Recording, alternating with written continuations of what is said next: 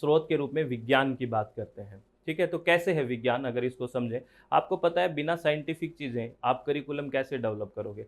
आप वही चीज़ों को पढ़ाने की या वही चीज़ें शामिल करोगे, एक तरह से जो प्रॉब्लम सॉल्विंग है ना, और जो एक तरह से यूं कहो जो जिसका क्या है, आप जिसको क्वांटिफाई कर सको, जिसको मेजर कर सको, वही तो बात करोगे ना। साइंटिफिक चीज़ें तभी तो समझ में आएगी।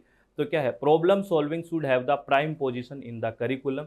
पाठ्यचर्या में समस्या समाधान को प्रमुख स्थान होना चाहिए, क्योंकि प्रॉब्लम सॉल्विंग होगी तभी तो क्रिएटिविटी डेवलपमेंट होगी। और हमें क्रिएटिविटी, हम जब टीचिंग एप्टीट्यूड में भी बात करते हैं ना, अगर आपको याद है तो सबसे पहले हम बात करते हैं, जब अंडरस्टैंडिंग की, जब हम थिंकिंग की बात करते हैं, लेवल की बात करते हैं टीचिंग की, तो बात करते हैं ना मेमोरी लेवल, है ना, अंडरस्टैंडिंग लेवल और रिफ्लेक्टिव लेवल। और रिफ्लेक्टिव में हम प्रॉब्लम सॉल्विंग की बात करते हैं, है ना, कि साइंटिफिक वाली बात करते हैं। तो ऐसे कनेक्ट कर सकते हो चीज़ों में। जब हम किसी भी करिकुलम को डिजाइन कर रहे हैं तो साइंस एज ए सोर्स होना चाहिए, क्योंकि ये प्रॉब्लम सॉल्विंग अप्रोच है। The scientific method provide meaning for the curriculum design. वास्तव में वैज्ञानिक पद्धति है वो पाठ्यचर्या डिजाइन को अर्थ प्रदान करती है कि क्या कारण है, क्यों है। जब तक ये नहीं होगा तब तक कोई मतलब नहीं होगा करिकुलम डिजाइन करने का।